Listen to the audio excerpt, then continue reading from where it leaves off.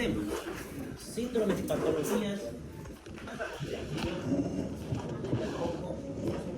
Básicamente vamos a realizar todos los módulos de los días anteriores. Breve repaso. Comenzamos por el síndrome esofágico. Definición: conjunto de manifestaciones como disfagia, cirrosis, dolor torácico, regurgitación o dinofagia, que pueden estar solos o asociados entre ellos. Disfagia, que era la dificultad para la pirosis, es una sensación de quemazón retroesternal que se origina en el epigastrio y suele ascender hacia la garganta. Dolor torácico de origen esofágico suele ser espontáneo o puede ser durante las comidas. Regurgitación, aparición espontánea sin esfuerzo del contenido gástrico. La boca, como verán, todo esto ya hemos mencionado. Odinofagia es dolor a la deglución. Estos dos términos son los que suelen confundir más. Odinofagia con disfagia, hay que estar atentos a eso. En el momento del examen. ¿Cuál es la causa del síndrome esofágico? Que aquí tenemos varias causas.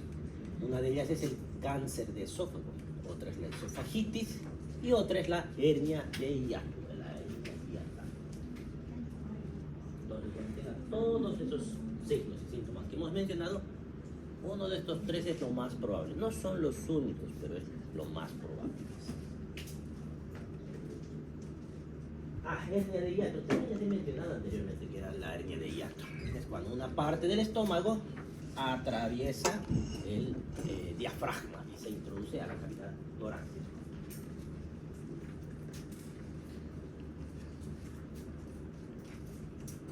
Cáncer de esófago.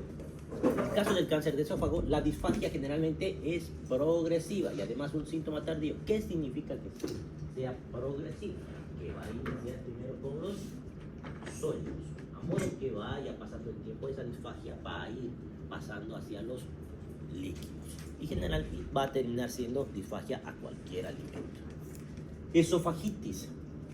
Vamos a tener más que todo pirosis o dinofagia y algunas veces vamos a tener disfagia. En la enfermedad de reflujo gastroesofágico, la causa más habitual es las relajaciones transitorias del esfínter esofágico inferior. Va a haber una pirosis recurrente, que es el síntoma más común. La disfagia debe considerarse un síntoma de alarma. Entonces, en el reflujo gastroesofágico no debería haber disfagia, por lo menos al principio. Y si hay disfagia, tengo que considerar que podría ser en realidad un cáncer de esófago. Diagnóstico. ¿Cómo vamos a hacer el diagnóstico? Pues ya hemos hecho la anamnesis, ya estamos sospechando y queremos saber cuál de las tres entidades es. Una es el esofagograma. ¿Qué es el esofagograma? Es cuando se hace una radiografía, una serie de radiografías del esófago. ¿Qué voy a buscar en esta radiografía? ¿Qué está pasando con la forma del esófago? ¿Cómo voy a ver la forma del esófago en rayos X? ¿Se ve el esófago o no se ve? Ya han visto rayos X. No se ve. ¿Por qué no se ve? ¿Qué se ve ahí en mediastino, en el cuello? ¿Qué logra verse? Se ve una columna aérea, ¿no? ¿Y esa columna aérea qué es? Hacia lo que se ve. El esófago, ¿qué tiene en su interior? Nada. Es un espacio virtual. Evidentemente con el tiempo empieza a volverse un espacio real donde hay aire, pero no es lo normal. No debería haber nada en el esófago. Entonces, ¿cómo voy a ver el esófago entonces con rayos X? ¿Para qué le voy a pedir si no voy a ver nada? ¿Se les da algo de comer para que den? Más o menos, la comida se va a ver en rayos X. ¿Algo para que se piña? ¿Contraste? El pollo incluso no se ve en rayos X. Es un contraste. Y generalmente usan sustancias baritadas. El bario logra verse, es líquido, entonces les dan a beber bario y hacen varias radiografías con un tiempo determinado entre cada una de ellas para ver cómo va progresando esa sustancia baritada en el esófago y le va dando la forma, y ahí podemos encontrarnos qué cosas podemos encontrar. El bario, ¿qué puede encontrar que no esté normal? Estenosis, ¿qué más? Acalasia, ¿se acuerdan que era la acalasia? ¿Y cómo voy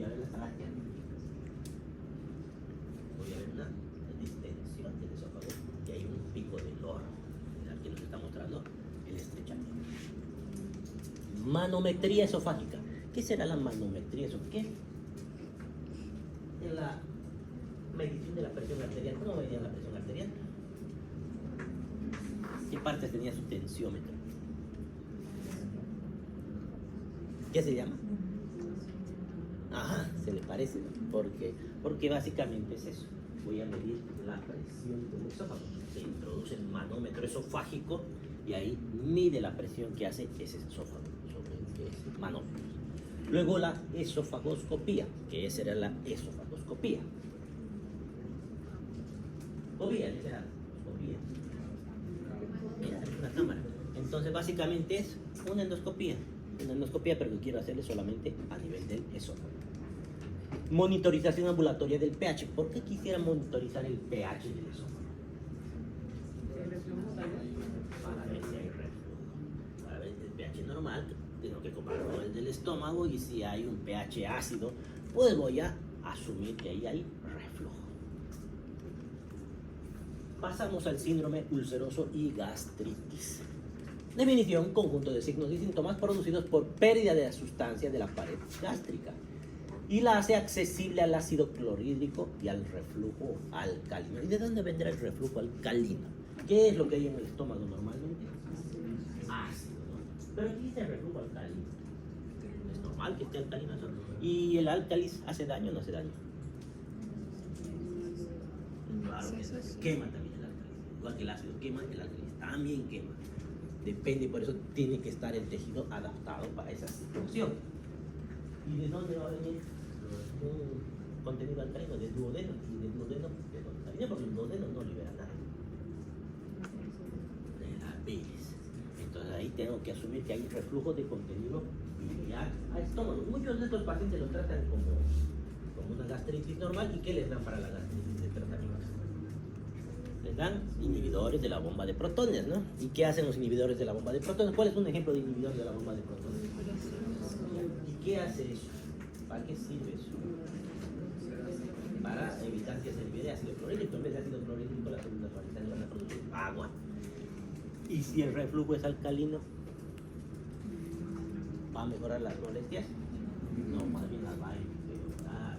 Sería mejor usar un maladrato para proteger esa cosa. No es tan común, pero suele suceder. Por eso se piden endoscopías. Causas que produce estas úlceras. Una de las cosas más comunes es el Helicobacter pylori. ¿Qué es el Helicobacter pylori? Sus patitas, ¿qué será? Es un virus. Es una bacteria. Es una bacteria que está... Porque, ¿para qué sirve el estómago? ¿Cuál es la utilidad del estómago?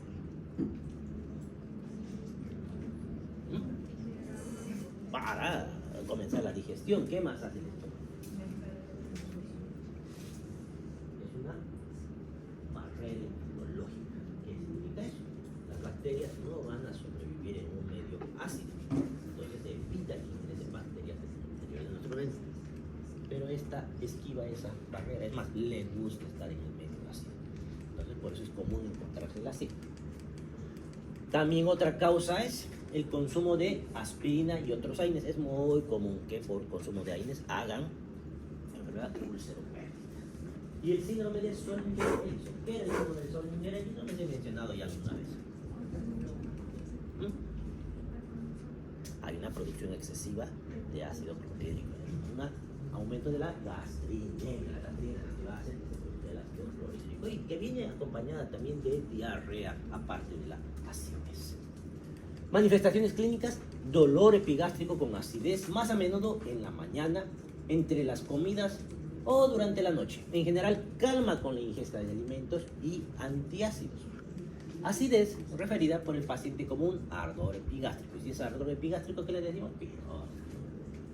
Náuseas, vómitos, hematemesis, melenas, anorexia, pérdida de peso. Entonces, al leer esto, una de las complicaciones de la úlcera péptica, la enfermedad ulceropéptica, ¿cuál sería? Pero ese es el signo.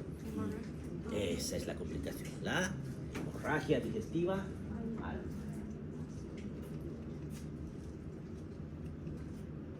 Diagnóstico, como ¿Cómo vamos a hacer el diagnóstico? A través de la anamnesis. Importante preguntar antecedentes familiares. Si hay consumo de AINES, y a veces el paciente no va a saber qué es AINES. No le pregunten al paciente, ¿consume AINES? Porque ya les he pillado varias veces, hasta mis residentes les he pillado preguntándole a los pacientes. No sabe. Toma algo para el dolor, no le duelen las articulaciones, no le ha estado doliendo algo estos días. Hace unos 2 meses me dolía. ¿Y qué tomaba? Tabletas para el dolor. Y ahí pueden saber que si estaba tomando o no AINES. ¿Qué más? El consumo de alcohol también produce enfermedad ulceropéptica. Mate, café y el tabaquismo. Mate y café por el consumo, por la cafeína y también por el azúcar que se pone en estas bebidas. El tabaquismo por vasoconstricción de la mucosa. Examen físico. ¿Qué vamos a encontrar en el examen físico? Discreto dolor a la palpación epigástrica. En realidad, el examen físico en la enfermedad ulceropéptica no vamos a encontrar nada. Vamos a palpar todo lo que queramos, no le va a ver nada. Alguna vez encontrarán discreto dolor. Y eso. Si duele, piensen en alguna otra cosa. ¿Qué estudios complementarios vamos a solicitar? Endoscopía. Aquí en la endoscopía voy a ver directamente la úlcera. Y si veo la úlcera, también ¿qué debería hacer una vez que vea la úlcera? Si es gástrica la úlcera, ¿qué voy a hacer? La voy a mirar. Felicidades, señor, tiene una úlcera. ¿O qué voy a hacer? Una biopsia. Siempre saquen biopsia. ¿Dónde no se saca biopsia? Cuando las úlceras son duodenales. Porque se ha demostrado que las úlceras duodenales no suelen producir daños metaplásicos. Entonces ahí no hacemos biopsia. Pero si es gástrica, tenemos que hacer la biopsia. Porque veo que muchas veces los mandamos a endoscopía, les hacen la biopsia. Tienen una úlcera gástrica, deberían hacerse una biopsia. Están con la cámara ahí en el estómago mirando a la úlcera. ¿Por qué tendrían que hacerles otro procedimiento? Y es común, sin ir muy lejos, en el San Juan de Dios hacen eso. Por eso nunca mandan endoscopías. ¿Qué más? Rayos X. ¿Y por qué rayos X de qué le diría rayos X? En realidad, de tórax y de abdomen pueden servir. ¿Pero para qué rayos X? ¿Qué pienso ver de una úlcera en rayos X? ¿Se verá la úlcera en rayos X? Imposible. ¿Se verá en tomografía la úlcera? No la van a ver. Entonces, ¿para qué pido rayos X? ¿Qué creen que estoy buscando? ¿Qué le puede pasar a la úlcera como complicación? Aparte de sangrar. Se puede perforar. Y si se perfora, ¿qué voy a buscar? ¿En rayos X de realidad? Aire. Si veo aire, el signo de Popper o el signo de alas de gaviota, entonces voy a asumir que hay una perforación gástrica y eso es de resolución quirúrgica. Prueba de la ureasa, que básicamente es un metabolito ahí del Helicobacter pylori que nos va a decir que hay ahí Helicobacter. Biopsia, cuantificación de gastrinemia para pensar en el síndrome de Zollinger-Ellison. Complicaciones, hemorragia digestiva alta, perforación y el síndrome pilórico. ¿El síndrome pilórico qué era?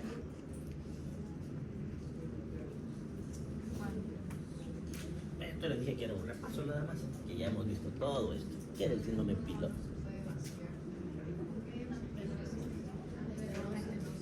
Eso, hace una estenosis. Y esa estenosis, ¿por qué suele ser? Estenosis en el píloro y no le va a dejar vaciarse el estómago. ¿Y por qué suele ser esa estenosis? Puede ser cáncer perfectamente, pero es más común que sea por una úlcera ahí en el píloro que ha provocado cicatrización y al provocar cicatrización ha terminado retrayendo el tejido y esa retracción nos provoca una estenosis. O como dicen, cáncer también puede ser, evidentemente. Entonces pasamos a hablar del síndrome pilórico. El síndrome pilórico es el conjunto de signos y síntomas provocados por una obstrucción a nivel pilórico que impide la correcta evacuación gástrica. Etiología, úlcera péptica es la principal causa. Y luego viene el cáncer gástrico, como vemos en la imagen, un píloro engrosado que va a evitar que se pueda vaciar el contenido gástrico. ¿Y qué maniobra hacemos para hacer el diagnóstico en el examen físico? Así como llevó la anterior clase, ¿saben? ¿Qué maniobra voy a hacer a mi paciente para ver que está con síndrome pilórico? ¿La maniobra del toqueteo del píloro o no? ¿Cómo voy a el bazuqueo o chapoteo gástrico. Pero eso se hace ¿cuánto tiempo después de las comidas? 4 a 6. Sí, porque si le hago después de que ha comido no me sirve de mucho. Evidentemente voy a encontrar el chapoteo. Manifestaciones clínicas. Vómito, náuseas. Vienen por vómitos irreversibles. Dolor abdominal, pérdida de peso, porque esto no es tan agudo, esto lleva un tiempo. Saciedad precoz, ¿qué es? Se llena muy rápido porque ya está lleno el estómago. Constipación, porque básicamente no está pasando el alimento. He visto varios pacientes, pilones, tomografía lo vieron. Y se murieron de hambre, básicamente uno se murió de hambre directamente. Diagnóstico. Anamnesis, antecedentes de consumo de AINES, pirosis y pérdida de peso. En el examen físico, distensión abdominal y el chapoteo gástrico. Exámenes complementarios, se puede poner una sonda nasogástrica y si es que tiene un débito mayor a 300 cc después de 4 horas de la última ingesta, entonces tienen alta sospecha de síndrome de Down. A ver, hagamos un resumen. Agarramos al paciente y le ponemos una sonda nasogástrica. Si han pasado 3 horas, 4 horas, pues ya no debería haber nada de comida. Pero si empieza a salir el contenido de la sonda y son más de 300 cc, pues entonces esa comida está saliendo porque no está pudiendo pasar el pilo.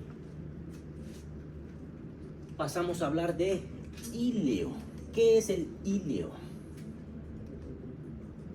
Es la parálisis del tránsito intestinal. Hay dos grandes tipos, el adinámico o paralítico, el mecánico u obstructivo, que puede ser completo o incompleto. En la imagen de aquí les muestro por qué el íleo ahí se diagnostica con una radiografía simple de abdomen. ¿Qué notan en esta radiografía de diamantina? ¿Han llevado todavía esto? No han llevado, creo. Pero igual vamos a imaginarnos. Normalmente, ¿qué hay en el intestino? ¿Qué suele haber en el intestino? Hay un contenido de aire, líquido, alimento.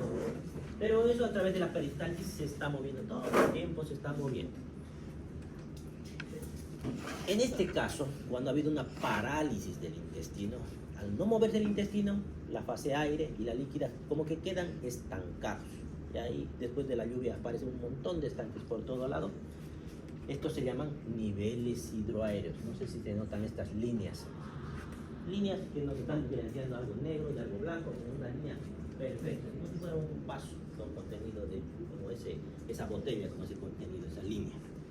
Entonces, esto no es normal. Ahora, ¿cómo le pido la radiografía al paciente? Tiene que estar parado, porque si está echado, no voy a ver eso. Es como ver la botella desde arriba, no voy a ver esas líneas, no voy a ver esos niveles. Entonces, si ven niveles hidroaéreos, tienen que sospechar en un hilo. El colitis también puede ser, pero el hilo es lo más probable. En el adinámico habrá silencio intestinal. Cuando pongan su estetoscopio, no escucharán los ruidos hidroaéreos. Mientras que en el segundo, en el mecánico, habrá un aumento notable de los ruidos peristálticos que le dicen ruidos de lucha. Igual aquí ven, están los niveles hidroaéreos. Ojo, siempre de pie, cuidado de pidan al paciente ya. Si no se puede parar, pues pidan una tomografía. En la tomografía van a llegar a ver niveles hidroaéreos, si es que saben ver. He visto que no mucha gente sabe leerlas. Causas de ilio paralítico. Es un trastorno de la motilidad sin obstrucción. Peritoneal, peritonitis, post-laparatomía, produce un ilio. Y eso es normal. Si voy a abrir el abdomen, voy a hacer una cirugía, estoy tocando el intestino, como reflejo se va a paralizar para evitar que haya complicaciones. Entonces, va a tardar en funcionar ese intestino un tiempo. Depende de qué tanto han manipulado esos intestinos. Por eso en el postquirúrgico los cirujanos siempre les van a preguntar a los pacientes, más importante, ¿están eliminando gases? ¿Sí o no? No, dicen. Significa que siguen niños y les ponen su estetoscopio ahí en el abdomen. Están buscando si aparecen ruidos hidroaéreos, si está eliminando gases y si ha tenido deposiciones. ¿Para qué le preguntan todo eso? Para ver si van a iniciar la dieta. Porque ¿qué pasa si les dan dieta y no están eliminando gases? Y no hay ruidos hidroaéreos. No hay peristaltismo. Entonces, la comida ahí no se va a tener que quedar para siempre. El paciente va a tener que vomitar el contenido, con las complicaciones que puedan aparecer. Vascular. La causa vascular es isquemia y trombosis mesentérica. También pueden provocar este ilio paralítico. Tóxicas. la uremia. Cuando hablamos de uremia, ¿a qué enfermedad nos referimos? Y acidosis. Acidosis hay múltiples causas. Una de las causas de acidosis es la cetoacidosis diabética, por ejemplo. Otra de las causas de acidosis es la misma insuficiencia renal crónica, donde no se pueden eliminar hidrogeniones y por tanto entrar el paciente en acidosis. La sepsis, los opiáceos. Por eso muchos pacientes que les dan tramadol, ¿qué les va a pasar? Eso ya les deben pasar a algunos de ustedes que les han dado tramadol y lo primero que han hecho ha sido vomitar. ¿Por qué? Porque han tenido una disminución de la peristalsis y por eso ha tenido la reacción del vómito el paciente. Y es algo que les dicen a sus pacientes. Siempre que les dan opioides pueden provocarle vómitos. Uso de anticolinérgicos también. Carencial, hipocalemia. Por eso en cirugía siempre están pidiendo potasio, ionogramas a sus pacientes. Siempre que hay distensión abdominal o hay ilio, les piden potasio porque muchas veces el problema de salud se puede resolver con reposición de potasio. Una crisis addisoniana. ¿Qué es una crisis addisoniana? Addisoniana. Insuficiencia suprarrenal. Reflejo, un cólico biliar, un cólico renal pueden provocar como reflejo un ilio adinámico. Trauma, un infarto agudo de miocardio también puede provocar un ilio adinámico. Causas de ilio paralítico. Hay el neurológico, por ejemplo, una fractura vertebral. ¿Por qué la fractura vertebral? Porque hay daño de la médula espinal. O un trauma cráneoencefálico también puede provocar un ilio adinámico. Pasamos al otro tipo de ilio, que sería el ilio mecánico. Aquí hay una obstrucción de la luz intestinal. Puede ser por obstrucción simple, por obturación, por lesiones de la pared o por infiltración neoplásica. Por obturación puede ser un paquete de ascaris, un bolo fecal, el fecaloma, un cálculo biliar, un cuerpo extraño que está obstruyendo de manera mecánica ese intestino y por eso el cuerpo quiere desobstruir y aparecen los ruidos hidroaéreos aumentados, que son los ruidos hidroaéreos de lucha. Por compromiso extrínseco, algo que está creciendo, una tumoración que está comprimiendo ese intestino. Adenopatías, tumores, bridas. ¿Qué eran las bridas? Eso. Por estrangulamiento, por ejemplo en el vólvulo. Por incarceración herniaria. ¿Qué era la incarceración herniaria? La hernia está encarcelada, decimos. ¿Cuándo? Cuando es la hernia atascada, que la hernia sale y por más que intentan no va a volver a su lugar. Por bridas y adherencias, por vólvulos. ¿Qué era el vólvulo? Intususcepción. Eso también les he explicado algunas veces. ¿Qué era la intususcepción? Exactamente eso. Esto. Ahí está. Vamos a intususcepción. Entra el intestino dentro de su propia luz. Más común en pacientes pediátricos. No significa que no hay en adultos, pero es más común en pediátricos. He visto unos 3 o 4 adultos. Diagnóstico. ¿Cómo voy a diagnosticar este ilio? El paciente va a quejarse de dolor abdominal, falta de eliminación de gases, falta de deposiciones, va a tener náuseas y vómitos. Y en el examen físico, cuando es el ilio paralítico, cuando me ponga mi estetoscopio, no voy a escuchar ruidos hidroaéreos. Y en el mecánico, cuando me ponga mi estetoscopio, voy a escuchar un aumento de la frecuencia y de la intensidad de los ruidos hidroaéreos. En este caso, por ejemplo, al paciente le han hecho la radiografía echado y se ven las asas extendidas, pero no se pueden ver los niveles hidroaéreos. Bueno, a ver, no sé si acabar de una vez todo. Síndrome diarreico. Si quieren, quedamos hasta aquí porque parece que hubiéramos hecho muy pocas cosas, pero sí, son bastantes. Ya, quedaremos hasta aquí para que vayan